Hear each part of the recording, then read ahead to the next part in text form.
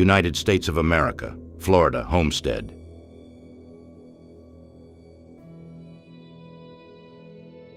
The Coral Castle near Miami is still the subject of scientific debate because it took 28 years to build the stone complex, which is made of approximately 1,000 tons of limestone, and was created by a single person using a mysterious method that he kept secret throughout his life, and that has been the subject of ongoing research by those interested in the topic.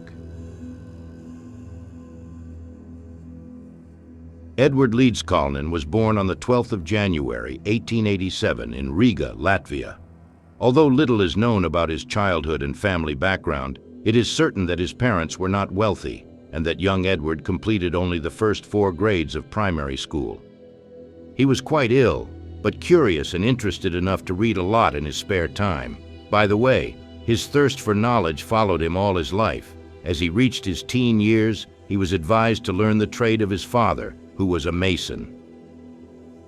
At the age of 26, he met a girl 10 years younger than himself, Agnes Scuffst, with whom he soon became so serious that they became engaged and soon after set a wedding date. It seemed like a perfect match, but on the night before the wedding, the 16-year-old girl, whom he called Sweet 16, broke off their engagement and broke up with him. Although the exact reason for her decision is not known, it is likely that the big age difference scared her. The man was devastated, and the rest of his life was marked by this disappointment. To forget her, he left his homeland and emigrated to North America in 1912. He arrived in New York on the 7th of April and searched for work along the East Coast until August, but to no avail. He then moved to Reedsport, Oregon, where he eventually found work in timber extraction. There he worked for nearly 5 years before registering as a sole proprietor on June 5, 1917, and starting to manufacture axe handles. In the winter of 1922, Leedskalnin contracted a severe case of TB that nearly killed him. After his recovery, he decided to move to the warmer climes of Florida, where he purchased an empty lot in then sparsely populated Florida City in February 1923. Now this is where the story gets really interesting.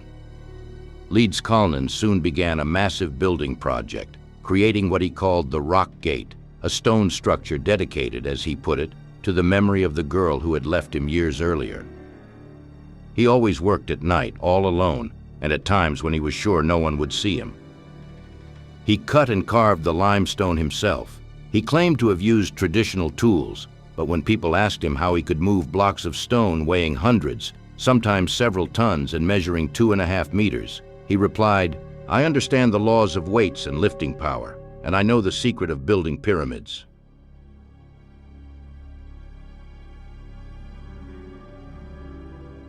In the mid-1930s, he decided to move the entire facility to a 10-acre site in nearby Homestead. To do this, he hired a truck and a driver, as he did not have any transport vehicles of his own. The driver offered to help him load the stones onto the truck bed, but Leedskalnin refused. Instead, he told the driver to just park at the Rock Gate and come back the next morning to collect the load. Although the man seemed to comply, he was curious to see how the slim 45-kilo man would be able to load the truck on his own, so he returned after half an hour. He was shocked to find that there were already nearly a dozen blocks of stone on the truck bed. At the new site, Leedskalnin then built the original Rock Gate from stone to stone. He also erected the last boulder, almost 30 tons and almost 10 meters high, all by himself, but of course no one knows how. This huge stone complex was called Coral Castle from this time. Leedskalnin was a rather eccentric man and is said to have lived exclusively on biscuits and sardines, starving himself in his last years. On the 9th of November 1951, he was examined at Jackson Memorial Hospital in Miami, but before leaving the hospital he suffered a stroke and died 28 days later of kidney pelvis inflammation at the age of 64. But before we go any further, I'd like to ask you to subscribe to my channel and press the bell to be notified of my future uploads. Thank you very much. What happened after his death? In 1986, the stone block that replaced the front door was stuck, and whereas before a small child could turn the almost 9-ton limestone block with the greatest of ease, now even an adult would find it difficult to move it. 6 people were called in to help repair the door, along with a 10-ton crane, and it was only with their combined efforts that they were able to move the block of stone that Leedskalnin had put in place all by himself decades earlier.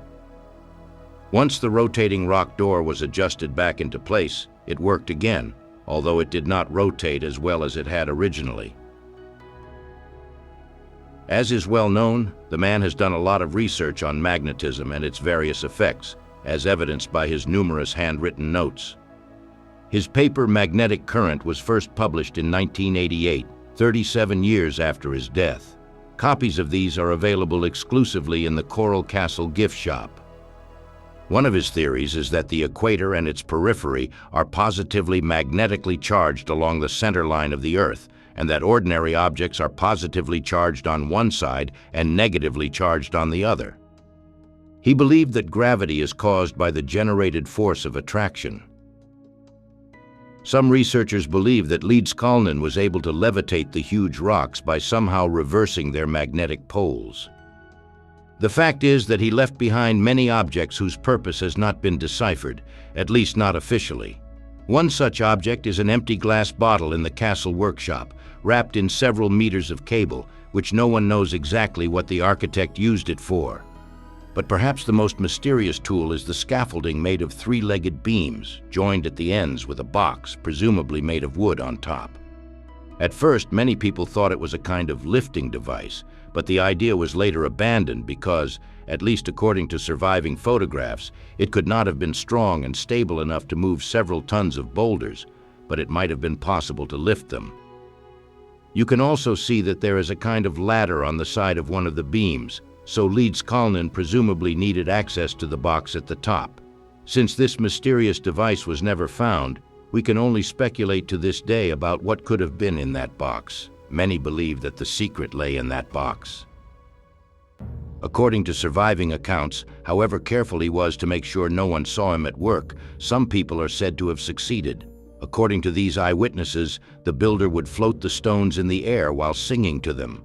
They claimed that the huge limestone blocks looked as light as if they were giant balloons.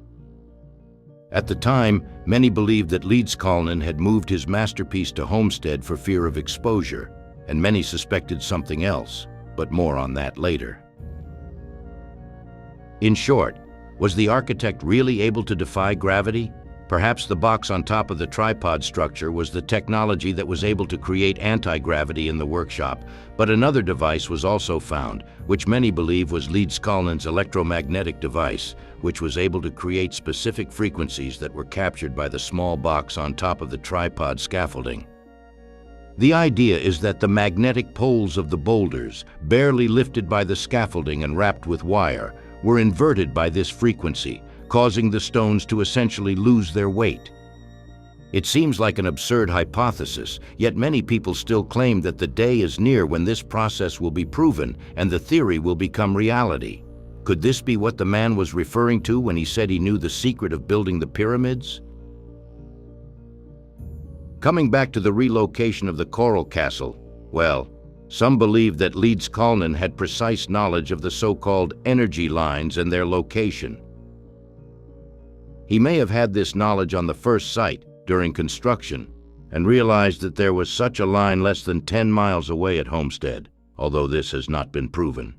What is certain, however, is that the pyramids of the Giza Plateau, as well as many of the world's spiritual structures, all lie along the Earth's energy lines, so it would not be surprising that the perfectionist architect would want to know his life's work was in the safest possible place. Mystery follows mystery as we delve deeper into the murky past of Coral Castle. Is it really possible to induce levitation? Did Leedskalnin know the secret of anti-gravity?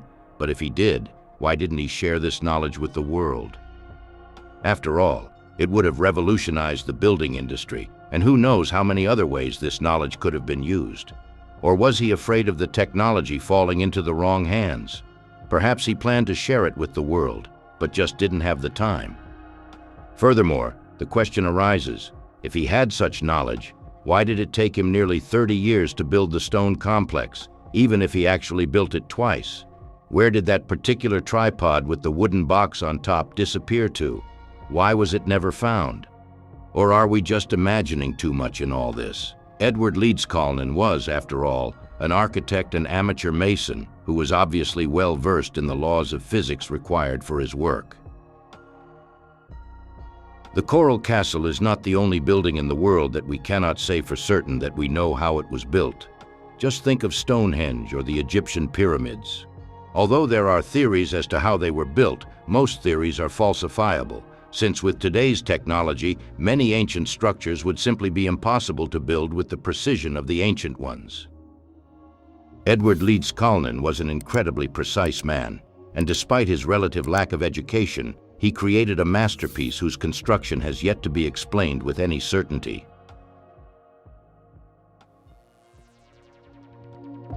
If you like this video, give it a like, subscribe to my channel, press the bell, or watch my previous videos, because you'll find some interesting content in there. Thank you very much for your attention. I will be back soon with the next video.